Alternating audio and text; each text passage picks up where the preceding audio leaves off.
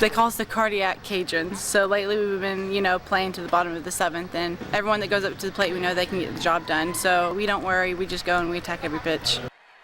If there's one thing Michael Lotief likes about this edition of UL softball, it's their heart. But heart attacks are what the 6-seeded Cajuns have been giving fans lately, with plenty of late-inning dramatics. Today it was more of the same from those Cardiac Cajuns, of course, in heart-stopping fashion.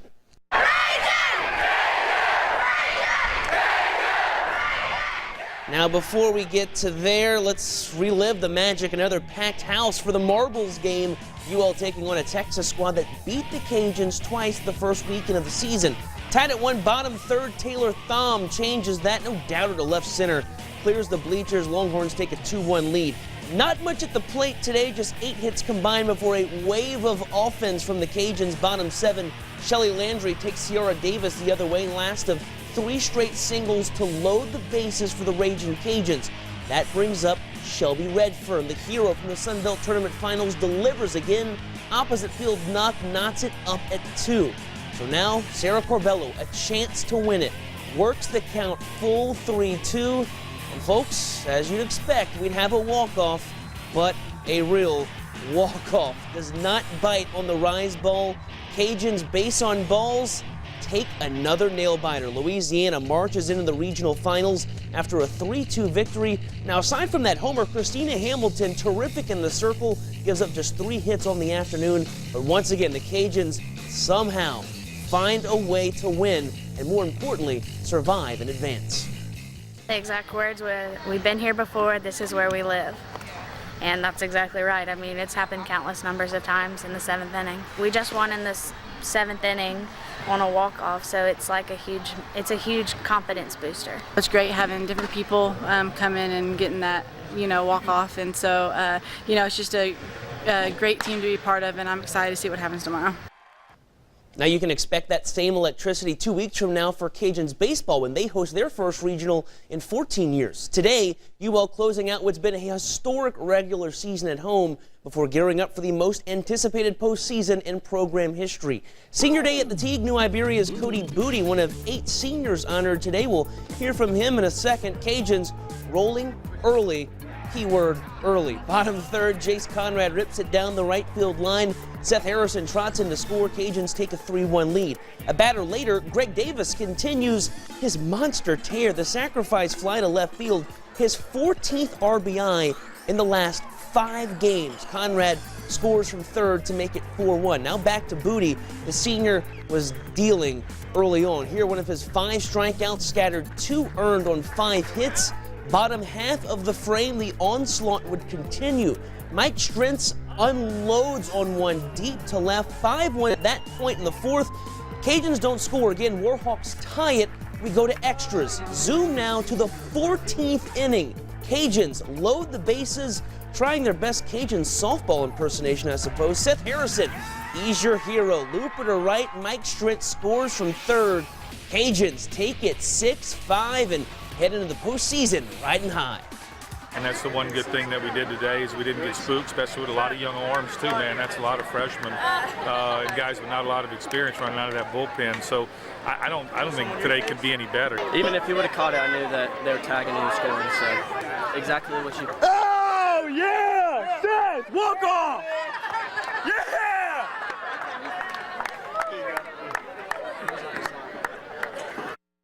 He fell for the old pie in the face. LSU looking to break out the brooms on the road. Bayou Bengals can wrap up a top 4 seed in the SEC tournament against Auburn. All Bayou Bengals today picked things up in the 7th. Andrew Stevenson, base knock plates a pair, the former Cougar, with a 2 RBI single. LSU wins 8-1. Tigers, the 3 seed in the SEC tournament. They'll play Wednesday at 9:30 a.m. from Hoover. Now, Stevenson's alma mater, part of Acadiana's own Final Four, left in the prep baseball playoffs. Stevenson came up short of a state crown 2 years ago when he was with STM, but today his Cougars are the shot at the crown. Our Tom Martin starts our coverage from Sulphur.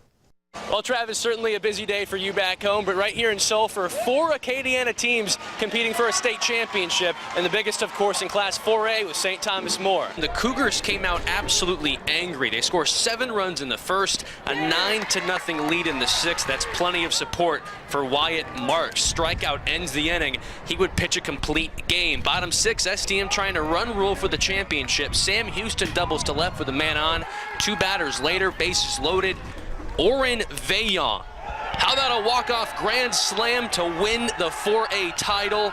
St. Thomas More takes it in walk-off fashion. It felt amazing. I wanted to win it in the field to go dogpile on the pitcher's mound, but on a walk-off grand slam at home plate, nothing doesn't get better than that. I think the grand slam was the way it should have ended, because we had a lot of ball games this year that we won by just 1 run. It's been a long drought for STM, and these kids have worked real hard for it. We expected to be here, and hey, we're going to bring home that #1 championship. Coming here our sophomore year and losing in the semis, and then coming here last year and losing the finals was really hard, but coming back this year we knew we had it, and it's a great feeling to finally be here and have a championship. What a way to cap off such an amazing season. STM winning its first championship in 22 years. 1992, it's been that long since the Cougars took home the 4A crown. Reporting in Sulphur, I'm Tom Martin with more highlights. Travis, take it away. Thank you very much, Tom. Catholic High, the 12 seed in 2A, looking to complete its Cinderella run. 2-seed Kinder stands in the Panthers' way. Bottom 4, Catholic up 1-0. Dylan Poncho changes that. Homer to left, ties things up at 1, and that would stay that way for a while. We go to extras. Catholic trying to score with a man on first. Jason Pellerin, the hero yesterday, strikes out, picked off as Blake Gosselin at first. That ends the Panther threat. Bottom 8, Kinder loads the bases for Wells Cooley. He singles to center, and that is your winner. Catholic High falls in a heartbreaker, 2-1 the final in 8. And after a thrilling 7-inning rally Friday, all of Flat Town looking to see if Sacred Heart Ville Platte can get the 1A crown. Trojans colliding with Cedar Creek. Cougars strike first. Aaron Hunt drives in a run bottom 3 to put Cedar Creek up on the board first. Trojans would tie, but too much from Cedar Creek and too much from Hunt. Bottom 4, Hunt comes through again with the RBI. A 4-run 4th inning the difference. Trojans fall 5-1. And finally, in Class C, Northside Christian aims for the school's first state title in any sport. The Warriors taking on Claiborne Christian, top 6. NCS trying to hold a 6-5 lead. Cajun commit Joe Trawhog gets the Claiborne batter to fly out to left. Northside still with the lead. Top 7, Northside just 1 out away from the title. Claiborne's Danian King grounds to third. Christian Morgan the throw, but the ball comes out. We go to extras. Claiborne gets a run across. However, NCS gets it done in 7. The Warriors, your Class C state champions, with a 7-6 victory. LSU Eunice softball also in search of a trophy today. Andy Lee's girls have been a model of consistency the last few years, making their 4th straight national title game appearance this afternoon, and what a day for the Bengals. LSU Eunice reels off 3 victories just today, including an 8-6 title clincher versus Jones County JC to win the Division II National Championship. If that's not enough, the Bengals used an 8-run 6th inning to win that 3rd and final game. It marks the program's 3rd national title and their 2nd straight crown. My beard's now catching up to Jace's. I told him by the time we get to Omaha, mine will look just like his. And he said it won't be with a Sharpie. That's right.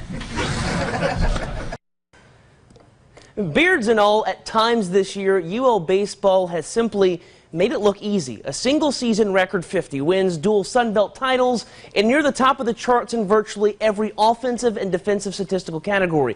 But as the Cajuns have shown throughout the Lafayette Regional, it can also take the hard way. After taking 3 games in 2 days, Ryan Wilson with the ball in the winner-take-all against Mississippi State. The senior making his first start since mid-April came through in a big way. Bottom 2 gets Jake Vickerson down swinging.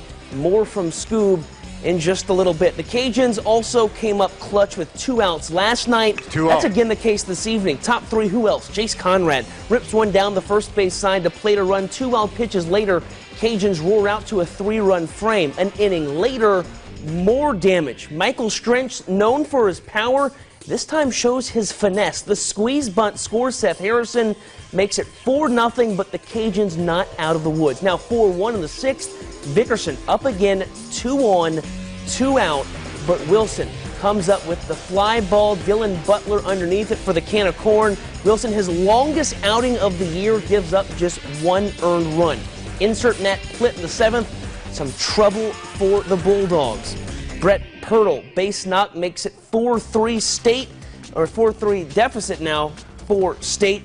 But the team that defines itself as grinders does just that. And after a Blake Trahan insurance run top 9, Plitt strikes out 4 2 1/3, including the final out, and the Cajuns run the gamut. Louisiana, your regional champs, with a 5-3 victory over Mississippi State.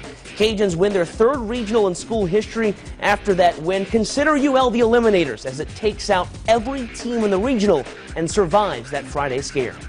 We put our backs against the wall a few times this year, and it's kind of who we are to dig ourselves out of those holes. After losing that game, I know everybody knows that they all watch our hitters. With those guys, any game's possible. So when we lost that game, I don't think anybody really felt pressured or anything. We all knew that what we could do, what we're capable of. We'd spill the milk, and they'd clean it up, and sometimes we go back and spill it again next inning, but they'd clean it up again. So it's been an honor and a privilege. I said that the first night after we didn't score one run. It's an honor and a privilege to pitch behind these hitters.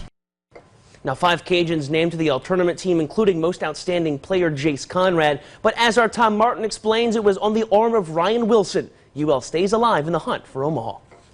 Omaha was their mission. It still is their mission now as the Ragin' Cajuns get past their home regional. They lose to a Jackson State team many thought they could never possibly lose to. Then they come back, win 4 straight games. They beat Mississippi State twice, a second time tonight, thanks to the arm of Ryan Wilson. The senior lefty, making his first start since mid-April, came in against a Mississippi State team that scored 8 runs last night, held them to just 3 over 6 2/3, by far his longest start this season. Turns out he saved the best for last. The one thing that we knew going into today is that we knew today was going to be tough, so we handed the ball off to one of the toughest guys on this team.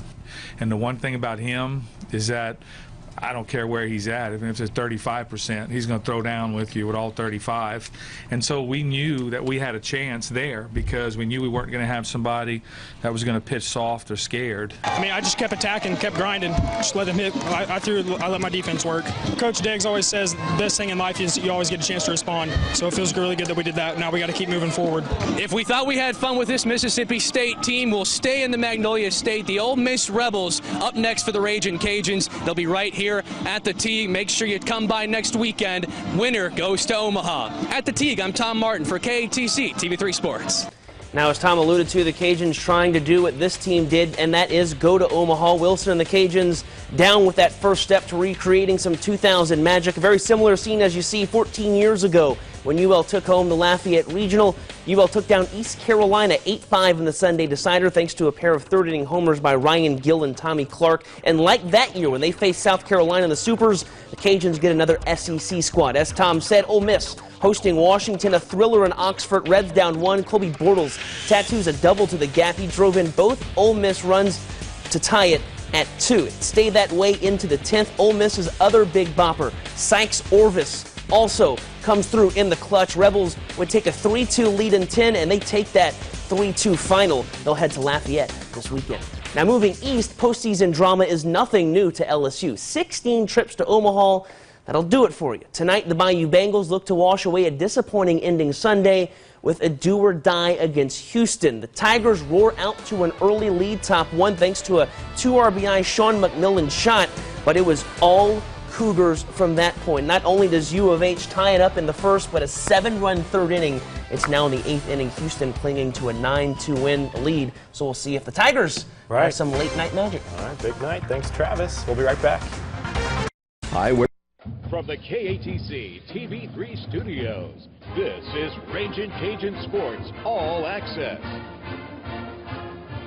Based on this piece of hardware right behind us, it is safe to say mission accomplished. Good evening and welcome to a special edition of Ragin' Cajun Sports All Access. Travis Webb joined by UL men's head basketball coach Bob Marlin. It was the goal all along and the Cajuns got it done. The 6th Sun Belt Tournament title in school history. And while I know it's safe to say the mission of March is accomplished, I know for you and the team, the goal is far from over. No, we're going to enjoy this week, but we're going back to work today and practice and getting prepared for the first round. And feel good about the way we're competing, the way we're playing. The mission will continue this weekend, as we mentioned, with the big dance, but the Cajuns wouldn't be able to secure their ticket without a wild weekend in New Orleans. 3 games in 3 days, and every showdown in the Big Easy, as you'll see, was anything but easy. Let's begin with the action on Friday. The Cajuns would open up the Sun Belt tournament with a pesky UT Arlington team as we go to the highlights of that contest on Friday. Bob Marlin and company looking to get a second consecutive season with the Sun Belt win, and early on, Coach, you figure you'd need someone to step up. Sean Long, Alfred Payton, and it was Xavier Rimmer this time. Xavier shot the ball extremely well. We made 10 threes as a group, or 12 threes, excuse me. And Xavier had a career high 24. Steve Knox went in, and different people made them. So we needed to get off to a good start, and we did.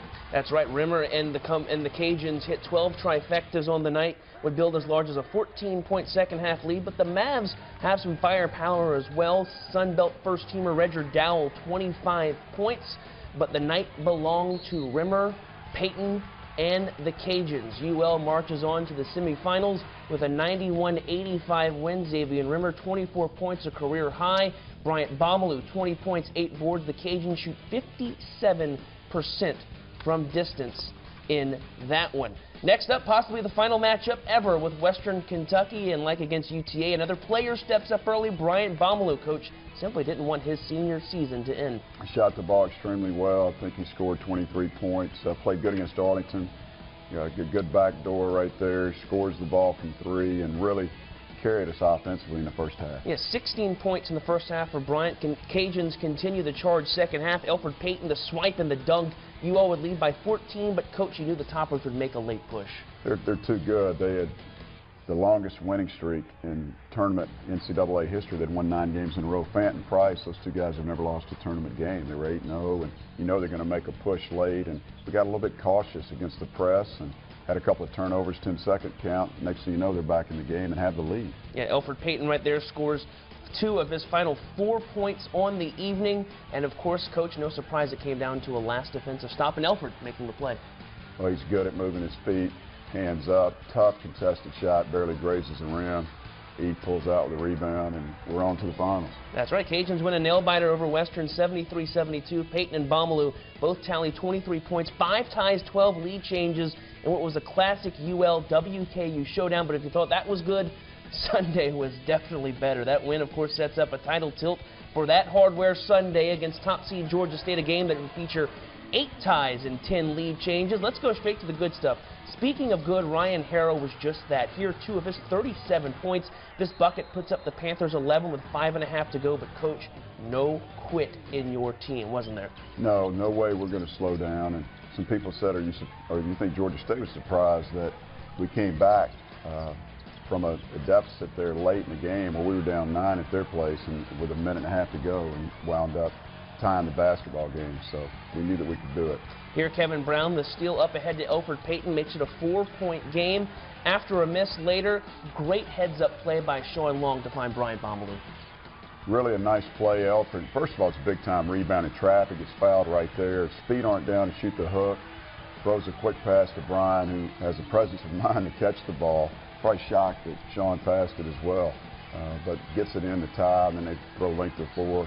Nothing happens there. We do a good job straight up and down, and we're in overtime. That's right. We are in extra sessions, tied at 72 in overtime. Payton shows why he was the Defensive Player of the Year in the Sun Belt. Steal in the bucket. UL led by 3, but not out of the woods. Picked this up under a minute to go. A 1-point game. Just like Western, defense once again making the final play and securing a tournament title championship. Had to get a stop, very similar to the game before. We were switching here and wound up that Kevin was on and moved his feet. Elridge came over and had a good contest as well, and then comes up with a key rebound to ice the game. And of course, after that, let the pandemonium ensue. The Ragin' Cajuns win the Sun Belt Tournament Championship 82-81. Xavier Rimmer, 2 days removed from a career high, resets that bar with 27 points. Alfred Payton, 19.6 assists, and the Cajuns are going dancing. The list goes on and how many close games we done had this year, and we've been on both sides. So that's the difference between this year and last year. Last year we were in the same predicament as well, and we just lost a lot of close games. We were young, so I mean that year of experience helped us out a lot. I wanted me to step up last game. I had 0 points, so this game I had to step up for my team. So I know they're a 3-point shooting team. I know they're gonna make threes. So for our team, I have to make threes. I always just try and let the game come to me and let my players get into a rhythm. But when it's winning time, I try to make the plays down the stretch for us to win. I've never got an opportunity to be all-conference player or one of the best players. So to be the MVP of the Sun Belt tournament and to be going to the NCAA tournament, it's the greatest feeling ever. Yeah, that's the best way to get it. It was the best feeling being able to run off the bench after a great defensive stop and just celebrating on the court. What a weekend for the Cardiac Cajuns. 3 games decided by a total of 8 points. There have been close calls, good and bad, all year long, and even going back to last season, as Brian alluded to. How do those experiences help the team prepare for those moments in New Orleans, and especially this weekend in San Antonio? Well, everything's experience that will help you in the coming years, and this group has grown together. Starting with last year, we lost a lot of close ball games. Usually you split those, and we didn't do that, therefore we were below 500. And started in the spring with team building. We go to Spain and have worked extremely hard. Won the Maui Inland Classic this year. Bryant doesn't even make that trip. He's injured. And so that was important to continue to grow as a group. Yeah, you mentioned Bryant. Many thought that, speaking of out of it, that might be the case for Bryant Baumel, as you mentioned, sitting out the first few months with a foot injury. To say the seniors had a special month would be quite the understatement. Joined the 1,000-point club on senior day, has averaged 15.5 points during this 13-game stretch, and of course named tournament most outstanding player. Needless to say, Coach, he's been the difference for you late this season. He really has. He's just been the third scorer, and now Xavier's come on and scored for us. We're getting it from JJ as well off the bench. He's done a nice job, Steve, and Kevin Brown's been good for a couple of baskets tonight. Elridge Moore's playing at a high level, but Bryant's really picked it up along with Xavier. Now, Bryant's certainly a huge catalyst this weekend, but as it always comes back to Elfrid Payton, the first team All-Sun Belter showed why he's so special for this team. As we mentioned, scored the last 4 points against Western, got the final stop, scored 11 points in the final 3 minutes of regulation and overtime, and needless to say, when it's winning time, as Elfrid said, it's also Elfrid's time. Well, he's a tremendous competitor, and he has a great will to win and knows how to take over the game, lets the game come to him, doesn't force the issues, and then when it is winning time, he usually goes and wins the game for us. And it's like having a coach on the floor, Travis. The experience that he has been instrumental in our success. Now, one theme throughout the weekend was three-point shooting. The Cajuns knocked down 26 from beyond the arc at a nearly 45% clip. That's 9 percentage points better than the season average. Three-point shooting really has kind of also been the theme during this 11 of 13 game stretch, hitting at a 40% clip. What can you really attribute the team's increased production from deep? Just confidence. We've shot the ball well in practice. The guys are focused, and we can shoot the ball. When Xavier steps up and makes just the difference between Saturday against Western Kentucky and Sunday against Georgia State, it really helps our team and gives us confidence. So right after Sunday's title tilt, it was off to a sports bar in New Orleans to watch the selection show. The Cajuns draw the 14 seed out west with a date against Creighton. We'll break down the Jays in just a bit, but first, just your initial feelings about the team seeding. Well, we heard we would be a 14, and we were excited that we fell in that slot, and we're excited to go to San Antonio. And Creighton's anybody you play is going to be good, but Creighton's a good matchup for us, and we're excited about the opportunity to play those guys. Now, anyone that knows you knows that you're a basketball historian. When you took over, you said you wanted to really respect the past of Raging Cajuns basketball and bring the program back to its luster, and the likes of Beryl Shipley, Jim Hatfield, Bobby Pascal. How important was this weekend into continuing to accomplish your ultimate mission? Well, it's very satisfying and gratifying to hear from those folks. I've heard a lot of the Shipley boys have called. Mr. Loris called last night. We had a good conversation for about 30 minutes, and got a call this morning from a guy that said he played here named Bo Lamar. I'll have to look at those records and see if that's true or not, but it's exciting for those people to take pride in our great program. Yeah, number 10, not a bad one in a Raging Cajun uniform. So after a wild weekend, it is on to San Antonio and the big dance. Up next, after the break, we break down the Cajuns' Friday tilt with Creighton. Stay tuned. Welcome back to All Access. So now let's get ready for the NCAA tournament. This is the Cajuns' first dance trip since 2005, and for Coach your third. What did you learn in those two experiences at Sam Houston State, and how important is it to let the guys know what to expect this week, and most importantly, try to make what's anything but a normal week as normal as possible? Well, we're trying to stay on our routine, Travis, and do what we've done all year, and focus from a scouting report position and watch video, work hard in practice, and just stay in the routine. Put the last game behind us, good or bad, and go to the next one. And that's what we do in the game. We put the plays behind us and try to make one more play than the team that we're playing makes, and that's what we did this weekend. So just a normal routine for us.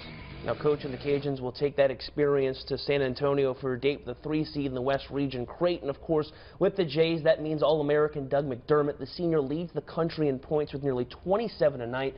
What makes him so dangerous and the odds-on favorite for National Player of the Year? He's going to win the Wooden Award, probably the Naismith Award. I mean, he is a tremendous player, 5th all-time leading scorer in NCAA history. We played against him as a freshman. It was his 3rd game there, and our first road game after I'd been hired at UL, we lost 63-58, and he was a 6'7", 200-pound skinny freshman, had 12 points and 6 rebounds in 26 minutes, and you could tell he's going to be a good player, but had no idea he'd be on the cover of Sports Illustrated the week that we're about to play these guys. Let's hope for a SI coverage. Yeah? And so Creighton isn't necessarily a one-man team. Ethan Raggy, Austin Chapman gives this team a ton of experience, but not a whole lot of offensive production. In a game like this, is it maybe a case of trying to put the clamp on the other 4 guys, or maybe vice versa and let McDermott just try to beat you? Well, we can do it different ways, and we're still discussing exactly how we're going to attack, but we'll make changes. There's no way to keep Doug down for the most part. You can limit his touches a little bit, but he's such a smart player. You can tell he's a coach's son. He doesn't force the issue. And then they've got other guys that can get involved too that can all shoot the basketball. And he's such a good passer. If he gets in the post, you can see he can drive. He's got a great left hand.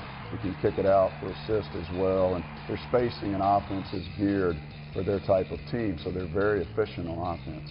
As we just mentioned, Greg McDermott will be priority number 1 for Friday's game. Alfred Payton told me during the selection show, as I'm sure you know, he wants McDermott defensively, and I'm sure you'll probably afford that opportunity for him. And while that may happen Monday, Elridge Moore, a candidate to really stop the All-American, the 6'5" senior, really is just that, a senior. Moore had a great weekend, has always been a defensive stopper for you. What do you like about Elridge's possibilities of trying to stop a guy like McDermott? Well, he's just a tough young man. He's going to give you tremendous energy and stay right there on him at all times. He really played at a high level in the tournament. He's not going to be a big scorer for us, Travis, as you know, but he does all the things that don't show up in the box score. He's a good defender. He takes charges. He rebounds the ball. And when he scores, it's really a bonus for us. Yeah, 8.7 boards against Western Kentucky, a really stellar weekend by the New Orleans native. So while Elridge may be a key on the defensive side, it was pretty obvious this weekend. Xavier has become the X factor of sorts on offense. 24 against UTA, career best 27 in the finals. Considering this may become a who scores last type game,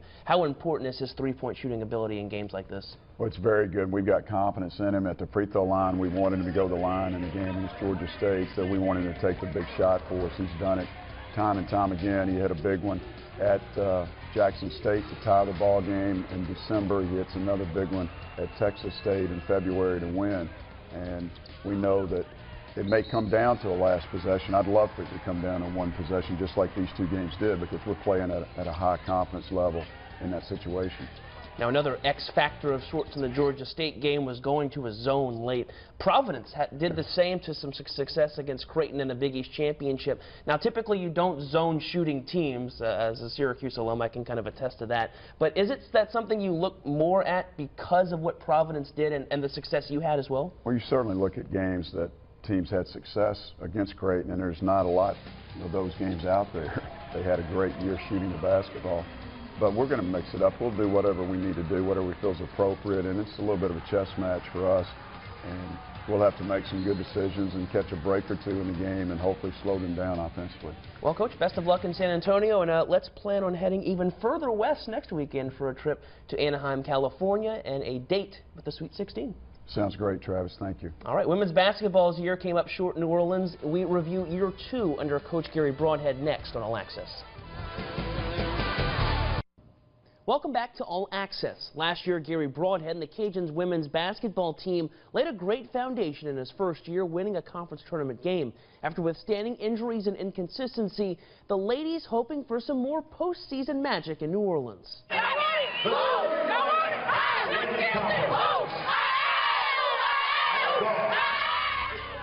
UL meeting with the same Western team that eliminated the Cajuns last year. The Toppers took both meetings during the season, but the Cajuns had their eyes on playing spoiler. Silvana Oki was on another planet from deep. Hits not one, not two, or even three, but nails a career best, tying 7 trifectas on the evening. Oki's 21 points, one of the main reasons UL roars out to a 10-point lead. But the Toppers would start to chip away. Cheney Means, part of a quick 9-0 run, cuts the deficit to 1 at the break. Back and forth second half. Chanel Lockhart's baseline jumper gives Western its first lead of the game, but the Cajuns would not go down without a fight. Kia Wilridge straight to the hoop, 12 of her points on the evening for the sophomore, but the Sunbelt Player of the Year, too much. Chastity Gooch, 21 and 14 for her. Western pulls away late, 67-61. The Toppers just too strong inside, as they would go on to win the Sunbelt Championship. Why are we in against Western Kentucky, the number 2 seed, without our best player? If you'd have told me that we would be where we are now without those players, I'd have said you were crazy. You know, they went big on us. They put 3 huge players in, and I think maybe that kind of put us in a little setback, but we still should have boxed out, and we didn't as hard as we should have. I always say we fell a little short, and we are a little short, so that's kind of part of it. But great effort by our kids, love them to death, and we're ready to get back to work tomorrow.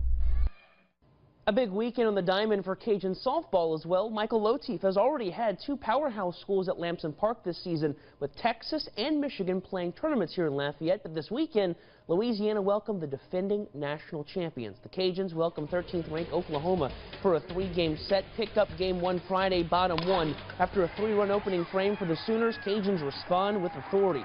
Shelby Redfern takes it deep and out, 2-run bum. It's 3-2 Sooners. But tonight would belong to OU. Top 5 base hit brings home 2 runs. Sooners go up 6-2 at that point. They pile on the runs from there. 13-5 the final score. Sooners get the win. But it was a special Saturday for the Vermilion and White in a doubleheader. Bottom 3 scoreless game. Shelby Redfern once again comes through. Doubles to right center. Natalie Fernandez comes in to score. Cajuns on the board first. 4th inning.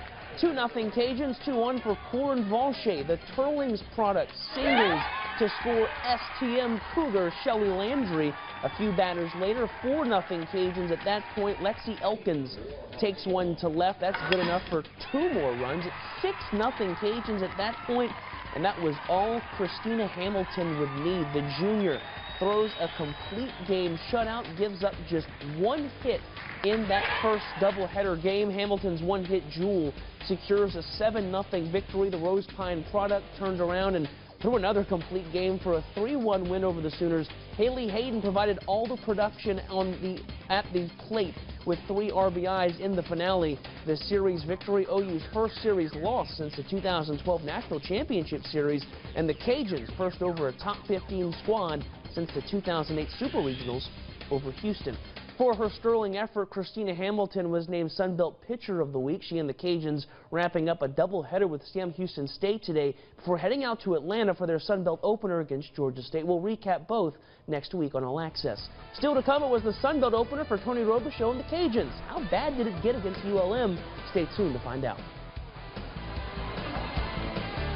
We actually sat on the bus in the parking lot. I know Monroe probably thought we were crazy, but we just sat in the bus in the parking lot, and we watched all the way till half. So let's just be clear here. UL baseball decided to forego batting practice Sunday before its series finale against ULM. The Ragin' Cajuns watched their basketball counterparts win that Sunbelt crown instead of taking to the batting cages. So what happened Sunday is really nothing short of remarkable. Louisiana pounded out 22 hits and 21 runs, and a shellacking that clinched a sweep over the Warhawks. All told, the Cajuns tallied 39 runs against ULM. That's more runs this weekend than 13 Division I teams have had all season long. It seems the Cajuns' juggernaut only starting to gain steam as they open up Sunbelt play, but Coach Robe and crew knows that just means a huge bullseye on their back each and every week. Hopefully they know we're a good team, but that does also mean that they're going to try to play their best against us. Monroe was up for us on Friday, and you could tell in their dugout, so that people are going to come after us, and we hope that it plays in the opponent's pitcher's head.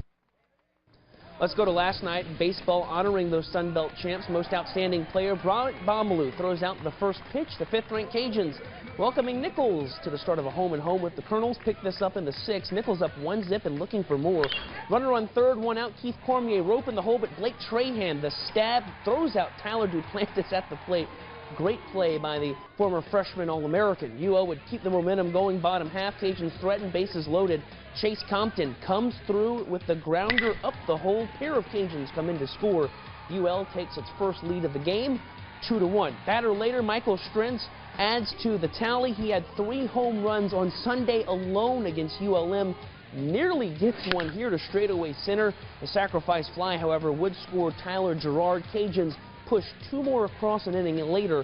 UL wins its 8th straight with a 5-1 decision over Nicholls State. Now, baseball is in Thibodaux tonight. We'll have a recap next week of that contest. An outstanding week, meanwhile, for UL track and field.